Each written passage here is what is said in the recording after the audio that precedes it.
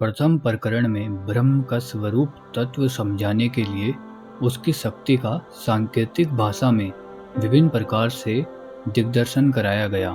द्वितीय प्रकरण में ब्रह्म ज्ञान की विलक्षणता बतलाने के लिए यह कहा गया कि प्रथम प्रकरण के वर्णन से आपाततः ब्रह्म का जैसा स्वरूप समझ में आता है, वस्तुतः उसका पूर्ण स्वरूप उतना ही नहीं है, वह तो उसकी महिमा का अंश मात्र है।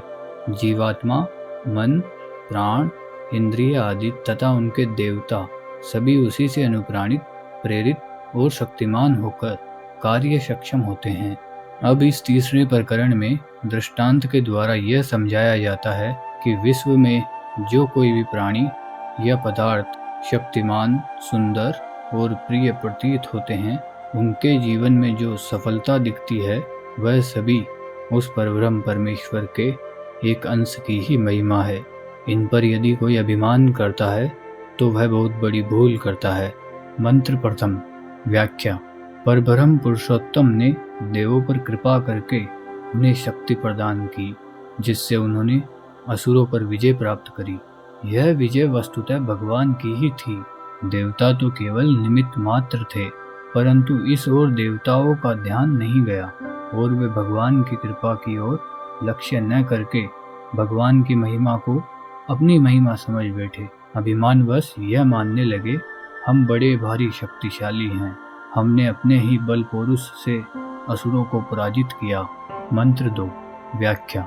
देवताओं के मिथ्या अभिमान को करुण वरुणालय भगवान समझ गए। भक्त कल्याणकारी भगवान ने सोचा, यह अभिमान बना रहा तो इन देवों का पतन हो जाएगा। भक्त सुहृदय भगवान भक्तों का पतन कैसे सह सकते हैं, अतः देवताओं पर कृपा करके उनका दर्प चूर्ण करने के लिए वे उनके सामने दिव्य साकार यक्ष रूप में प्रकट हुए। देवता आश्चर्यचकित होकर उस अत्यंत अद्भुत विशाल रूप को देखने और विचार करने लगे, यह दिव्य यक्ष कौन है? वे उसको नहीं पहचान सके। व्याख्या। देवता उस विचित्र महाकाय दिव्य यक्ष को देखकर मन ही मन सहम से गए और उसका परिचय जानने के लिए व्यग्र हो उठे। अग्निदेव परम तेजस्वी हैं, वेदार्थ के ज्ञाता हैं, समस्त जात पदार्थों का पता रखते हैं और सर्वज्ञ से हैं। इसी से उनका गौरवयुक्त नाम जात वेदा है। देवताओं ने इस कार्य के लिए अग्निदेव को ही उपयुक्त समझा। उन्होंने कहा, हे जात वेदा, आप जाकर इस यक्ष का पूरा पता लगाइए, यह कौन है? अग्निदेवता को अपनी बुद्धि पर तथा शक्ति पर गर्व था।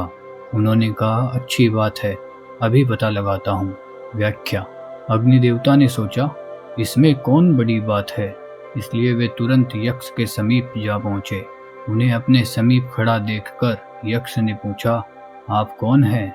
अग्निदेव ने सोचा, मेरे तेज पुंज स्वरूप को सभी पहचानते हैं, इसने कैसे नहीं जाना? अतः उन्होंने तमक कर उत्तर दिया, मैं प्रसिद्ध अग्नि हूँ, मेरा ही गौरवमय और रहस्यपूर्ण नाम जात वेदा है। तब यक्ष रूपी ब्रह्म ने अग्नि से पूछा। व्याख्या। अग्नि की गर्भोक्ति सुनकर ब्रह्म ने अनजान की भांति कहा, अच्छा, आप अग्नि देवता हैं और जात वेदा सबका ज्ञान रखने वाले भी आप ही हैं। यह तो बताइए कि आप में क्या शक्ति है, आप क्या कर सकते हैं? इस पर अग्नि ने पुनः सगर्व उत्तर दिया, मैं क्या कर सकता हूँ जिसे आप जानना चाहते हैं? मैं चाहूँ तो इस सारे भूमंडल में जो कुछ भी देखने में आ रहा है सबको जलाकर अभी राख कर दूं। व्याख्या। अपनी देवता की पुनः गर्भोक्ति सुनकर सबको सत्ता शक्ति देने वाले यक्ष रूपी परब्रह्म परमेश्वर ने उनके आगे एक सूखा तिनका डालकर कहा, आप तो सभी को जला सकते हैं, तनिक सा बल लगाकर इस सूखे तृण को जला दीजिए। अग्निदेव मानो इसे अपना अपमान समझ बैठे। वे सहज ही उस तृण के पास पहुंचे, उसे जलाना चाहा। जब नहीं जला तब उन्होंने उसे जलाने के लिए अपनी पूर्ण शक्ति लगा दी, पर उसको तनिक सी आंच भी न लगी। आंच लगती भी कैसे? अग्नि में जो अग्नि तत्व है, दाहिका शक्ति है, वह तो शक्ति के मूल भंडार परमात्मा से ही मिली हुई है। वे यदि उस शक्ति स्रोत को ही रोक दें तो फिर शक्ति कहाँ से आएगी? अग्निदेव इस बात को न समझकर ही डींग हाँक रहे थे, पर जब ब्रह्म ने अपनी शक्ति को रोककर सूखा तिनका नहीं जलने दिया, तब तो उनका सिर लज्जा से झुक गया और वे चुपचाप देवताओं के पास लौट आए। व्याख्या: जब अग्निदेव असफल होकर लौट आए, तब देवताओं ने इस कार्य के लिए अप्रतिम शक्ति वायुदेव को चुना और उनसे कहा, हे वायुदेव, आप जाकर इस यक्ष का पूरा पता लगाइए। यह कौन है? वायुदेव को भी अपनी बुद्धि शक्ति का गर्व था, अतः उन्होंने भी कहा, अभी पता लगाता हूँ। व्याख्या: वायुदेव ने सोचा, अग्नि कहीं भूल कर गए होंगे, नहीं तो यक्ष का परिचय जानना कौन सी बड़ी बात है। अस्तु, इस सफलता का श्रेय मुझी को मिलेगा। यह सोचकर वे तुरंत यक्ष के समीप जा पहुंचे। उन्हें अपना समीप खड़ा देखकर यक्ष ने पूछा, आप कौन है? वायु ने भी अपने गुण गौरव के गर्व से तमक कर उत्तर दिया, मैं प्रसिद्ध वायु हूँ। मेरा ही गौरव में और रहस्यपूर्ण नाम मात्र स्वा है। तब यक्ष रूपी ब्रह्म ने वायु से पूछा। व्याख्या: वायु की भी वैसी ही गर्वोक्ति सुनकर ब्रह्म ने इनसे भी वैसे ही अनजान की भांति कहा, अच्छा, आप वायु देवता हैं और मात्र स्वा अंतरिक्ष में जो बिना आधार के विचरण करते हैं आप ही हैं। पर यह तो बताइए, आप में क्या शक्ति है? आप क्या कर सकते हैं? इस पर वायु ने सगर्व उत्तर दिया, मैं चाहूं तो इस सारे भूमंडल में जो कुछ देखने में आ रहा है सबको बिना आधार के उठा लूं, उड़ा कर ले जाऊं। व्याख्या: वायु देवता की वैसी ही गर्वोक्ति सुनकर सबको सत्ता शक्ति देने वाले परब्रह्म परमेश्वर ने उनके आगे एक सूखा तिनका डालकर कहा, आप तो सभी को उड़ा सकते हैं, तनिक सा बल लगाकर इस सूखे तृण को उड़ा दीजिए। वायुदेव ने मानो इसको अपना अपमान समझा। वे सहज ही उस तृण के पास पहुंचे, उसे उड़ाना चाहा, किंतु जब नहीं उड़ा तब उन्होंने पूरी शक्ति लगा दी, परंतु शक्तिमान परमात्मा के द्वारा शक्ति रोक लिए जाने के कारण वे उसे तनिक सा हिला भी नहीं सके। अग्नि की ही भांति लज्जा से सिर झुकाए वहां से लौट आए और देवताओं से बोले, मैं तो भली भांति नहीं जान सका यह यक्ष कौन है। व्याख्या: जब अग्नि और वायु सरीखे अप्रतिम शक्ति और बुद्धि संपन्न देवता असफल होकर लौट आए और उन्होंने कोई कारण भी नहीं बताया, तब देवताओं ने विचार करके स्वयं देवराज इंद्र को इस कार्य के लिए चुना और उन्होंने कहा, हे महान बलशाली देवराज, अब आप ही जाकर पूरा पता लगाइए, यह यक्ष कौन है। आपके सिवा अन्य किसी के इस काम में सफल होने की संभावना नहीं है। इंद्र तुरंत यक्ष के पास गए। उनके यहाँ पहुंचते ही वह उनके सामने से अंतर्धान हो गया।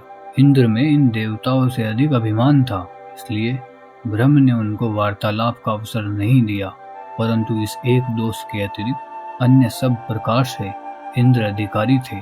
अतः उन्हें ब्रह्म तत्व का ज्ञान कराना आवश्यक समझकर इसी की व्यवस्था के लिए वे स्वयं अंतर्धान हो गए। व्याख्या: यक्ष के अंतर्धान हो जाने पर इंद्र वही खड़े रहे, अग्नि वायु की भांति वहां से लौटे नहीं। इन्होंने देखा कि जहां दिव्य यक्ष था, ठीक उसी जगह अत्यंत शोभामयी हिमाचल कुमारी उमा देवी प्रकट हो गई। उन्हें देखकर इंद्र उनके पास गए।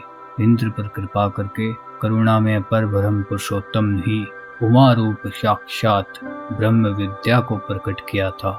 इंद्र ने भक्ति पूर्वक उनसे कहा, भगवती, आप सर्वज्ञ शिरोमणि ईश्वर श्री शंकर की स्वरूप शक्ति है, अतः आपको अवश्य ही सब बातों का पता है।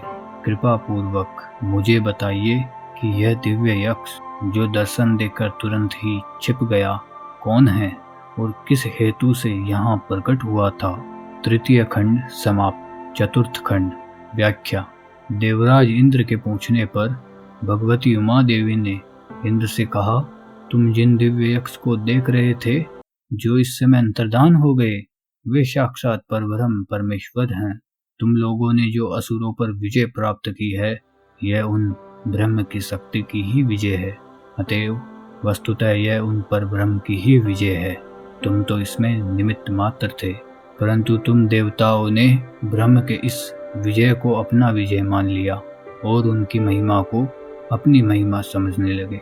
यह तुम्हारा मिथ्याभिमान था और जिन परम कारुणिक परमात्मा ने तुम लोगों पर कृपा करके असुरों पर तुम्हें विजय प्रदान कराई, उन्हीं परमात्मा ने तुम्हारे मिथ्याभिमान का नाश करके तुम्हारा कल्याण करने के लिए यक्ष के रूप में प्रकट होकर अग्नि और वायु का गर्भ चूर्ण किया। तुम्हें वास्तविक ज्ञान देने के लिए मुझे प्रेरित किया। अतएव तुम अपनी स्वतंत्र शक्ति के सारे अभिमान का त्याग करो। जिन ब्रह्म की महिमा से महिमान्वित और शक्तिमान बने हो, उन्हीं की महिमा समझो। स्वप्न में भी यह भावना मत करो कि ब्रह्म की शक्ति के बिना अपनी स्वतंत्र शक्ति से कोई भी कुछ कर सकता है। उमा के इस उत्तर से देवताओं में सबसे पहले इंद्र को यह निश्चय हुआ कि यक्ष रूप में स्वयं ब्रह्म ही उन देवों के सामने प्रकट हुए थे। व्याख्या: समस्त देवताओं में अग्नि, वायु और इंद्र को परम श्रेष्ठ मानना चाहिए, क्योंकि उन्हीं तीनों ने ब्रह्म का संस्पर्श प्राप्त किया है। पर ब्रह्म परमात्मा के दर्शन का, उनका परिचय प्राप्त करने के प्रयत्न में प्रवृत्त होने का और उनके साथ वार्तालाप का परम सौभाग्य उन्हीं को प्राप्त हुआ और उन्होंने ही सबसे पहले इस सत्य को समझा। हम लोगों ने जिनका दर्शन किया था, जिनसे वार्तालाप किया था और जिनकी शक्ति से असुरों पर विजय प्राप्त की थी, वे ही साक्षात पूर्ण ब्रह्म परमात्मा है। सारांश यह है, जिन सौभाग्यशाली महापुरुषों को किसी भी कारण से भगवान के दिव्य संस्पर्श का सौभाग्य प्राप्त हो गया, जो उनके दर्शन, स्पर्श और उनके साथ सदा लाभ करने का सुअवसर पा चुके हैं, उनकी महिमा इस मंत्र में इंद्र आदि देवताओं का उदाहरण देकर की गई है। अब इन तीन देवताओं में भी अग्नि और वायु की अपेक्षा देवराज इंद्र श्रेष्ठ हैं। व्याख्या: अग्नि तथा वायु ने दिव्य यक्ष के रूप में ब्रह्म का दर्शन और उसके साथ वार्तालाप का सौभाग्य तो प्राप्त किया था, परंतु उन्हें उसके स्वरूप का ज्ञान नहीं हुआ था। भगवती उमा के द्वारा सबसे पहले देवराज इंद्र को सर्वशक्तिमान परब्रह्म पुरुषोत्तम के तत्व का ज्ञान हुआ। तदंतर इंद्र के बतलाने पर अग्नि और वायु को उनके स्वरूप का पता लगा। उसके बाद इनके द्वारा अन्य सभी देवताओं ने यह जाना, हमें जो दिव्य यक्ष दिखाई दिया था वे साक्षात परब्रह्म पुरुषोत्तम ही हैं। इस प्रकार अन्यान्य देवताओं ने केवल सुनकर जाना, परंतु उन्हें परब्रह्म पुरुषोत्तम के साथ न तो वार्तालाप करने का सौभाग्य मिला और न उनके तत्व को समझने का ही। अतएव उन सब देवताओं में से अग्नि, वायु और इंद्र श्रेष्ठ हैं, क्योंकि इन तीनों को ब्रह्म का दर्शन और तत्व ज्ञान की प्राप्ति हुई, परंतु इंद्र ने सबसे पहले उनके तत्व को समझा, इसलिए इंद्र सबसे श्रेष्ठ माने गए। ब्रह्म तत्व को आदिदेविक दृष्टांत के द्वारा संकेत से समझाते हैं। व्याख्या: जब साधक के हृदय में ब्रह्म को साक्षात करने की तीव्र अभिलाषा जाग उठती है, तब भगवान उसकी उत्कंठा को और भी तीव्रतम तथा उत्कट बनाने के लिए बिजली के चमकने और आंखों के झपकाने की भांति अपने स्वरूप की क्षणिक झांकी दिखाकर छिप जाया करते हैं। पूर्वोक्त व्याख्या में इसी प्रकार इंद्र के सामने से दिव्य यक्ष के अंतर्धान हो जाने की बात आई है। देवर्षि नारद को भी उनके पूर्व जन्म में क्षण भर के लिए अपनी दिव्य झांकी दिखाकर भगवान अंतर्धान हो गए थे। यह कथा श्रीमद् भागवत में आती है।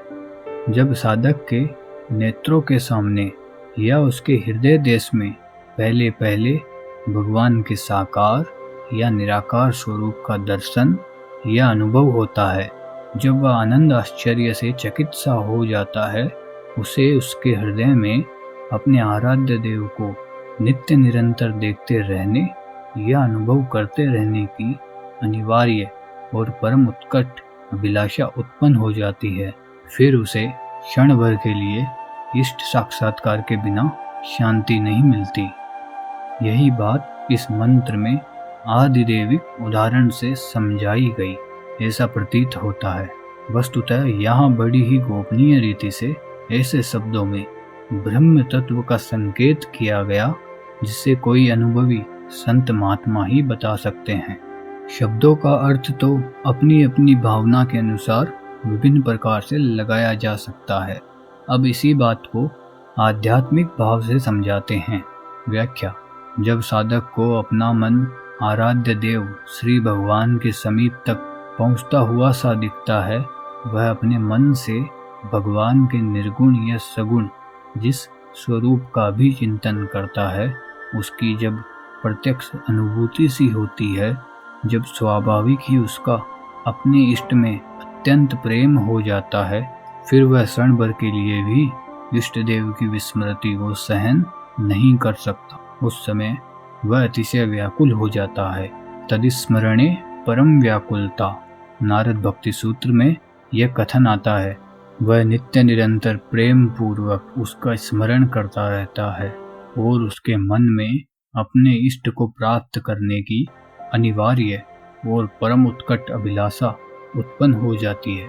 पिछले मंत्र में जो बात आदिदेविक दृष्टि से कही गई थी, वही बात इसमें आध्यात्मिक दृष्टि से कही गई है।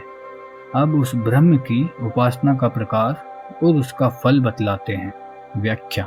वह आनंद स्वरूप परब्रह्म परमेश्वर सभी का अत्यंत प्रिय है।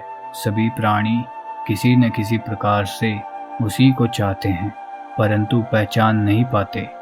इसीलिए वे सुख के रूप उसे खोजते हुए दुख रूप विषयों में भटकते रहते हैं, उसे पा नहीं सकते। इस रहस्य को समझकर साधक को चाहिए उस परब्रह्म परमात्मा को प्राणी मात्र का प्रिय समझकर उसके नित्य अचल अनंत परम आनंद स्वरूप का नित्य निरंतर चिंतन करता रहे। ऐसा करते करते जब वह आनंद स्वरूप सर्वप्रिय परमात्मा का साक्षात्कार कर लेता है, तब वह स्वयं भी आनंदमय हो जाता है। अतः जगत के सभी प्राणी उसे अपना परम आत्मीय समझकर उसके साथ हृदय से प्रेम करने लगते हैं। व्याख्या। गुरुदेव से सांकेतिक भाषा में ब्रह्म विद्या का श्रेष्ठ उपदेश सुनकर शिष्य उसको पूर्ण रूप से हृदयांगम नहीं कर सका, इसलिए उसने प्रार्थना की, भगवान मुझे उपनिषद रहस्यमयी ब्रह्म विद्या का उपदेश कीजिए। इस पर गुरुदेव ने कहा, वत्स, हम तुम्हें ब्रह्म विद्या का उपदेश कर चुके हैं। तुम्हारे प्रश्न के उत्तर में श्रोत्रस्य श्रोत्रम से लेकर उपयुक्त मंत्र तक जो कुछ उपदेश किया, तुम यह दृढ़ रूप से समझ लो कि वह सुनिश्चित रहस्यमयी ब्रह्म विद्या का ही उपदेश है। ब्रह्म विद्या के सुनने मात्र से ही ब्रह्म के स्वरूप का रहस्य समझ में नहीं आता। इसके लिए विशेष साधनों की आवश्यकता होती है। इसलिए अब उन प्रधान साधनों का वर्णन करते हैं। व्याख्या। सुन पढ़कर रट लिया और ब्रह्मज्ञानी हो गए, यह तो ब्रह्म विद्या का उपहास है और अपने आप को धोखा देना है। ब्रह्म विद्या रूपी प्रासाद की नींव है तप, दम और कर्म आदि साधन। इन्हीं पर वह रहस्यमयी ब्रह्म विद्या स्थिर हो सकती है। तप, दम और कर्म, जो साधक साधन संपत्ति की रक्षा, वृद्धि तथा स्वधर्म पालन के लिए कठिन से कठिन कष्ट को सहर्ष स्वीकार नहीं करते, जो मन और इंद्रियों को भलीभांति वश में नहीं करते और जो निष्काम भाव से अनासक्त होकर वर्णोआश्रम उचित अवश्य कर्तव्य कर्म का अनुष्ठान नहीं करते, वे ब्रह्म विद्या का यथार्थ रहस्य नहीं जान पाते, क्योंकि यही उसे जानने के प्रधान आधार है। साथ ही यह भी जानना चाहिए, वेद ब्रह्म विद्या के समस्त अंग हैं। वेद में ही ब्रह्म विद्या के समस्त अंग प्रत्यंगों की विशद व्याख्या है। अतएव वेदों का उसके अंगों सहित अध्ययन करना चाहिए और सत्य स्वरूप परमेश्वर अर्थात त्रिकाल बाधित सच्चिदानंद घन परमेश्वर ही उस ब्रह्म विद्या के परम अधिष्ठान, आश्रय स्थल और परम लक्ष्य हैं। अतएव उस ब्रह्म को लक्ष्य करके जो वेद अनुसार तप, दम और निष्काम कर्म आदि का आचरण करते हैं, उसके तत्व का अनुसंधान करते हैं, वे ही ब्रह्म विद्या के सर्वस्व पर ब्रह्म पुरुषोत्तम को प्राप्त कर सकते हैं। व्याख्या: जो उपनिषद रूपा ब्रह्म विद्या के रहस्य को जान लेता है, अर्थात तदनुसार साधन में प्रवृत्त हो जाता है, वह समस्त पापों का परमात्म साक्षात्कार में प्रतिबंधक रूप समस्त शुभाशुभ कर्मों का अशेष रूप से नाश करके नित्य सत्य सर्वश्रेष्ठ परम धाम में स्थित हो जाता है। कभी वहां से लौटता नहीं, सदा के लिए वहां प्रतिष्ठित हो जाता है। यहाँ प्रतिष्ठित पद का पुनः उच्चारण ग्रंथ समाप्ति का सूचक है, साथ ही उपदेश की निश्चितता का प्रतिपादक है। चतुर्थ खंड समाप्त। सामवेदीय केनोपनिषद समाप्त।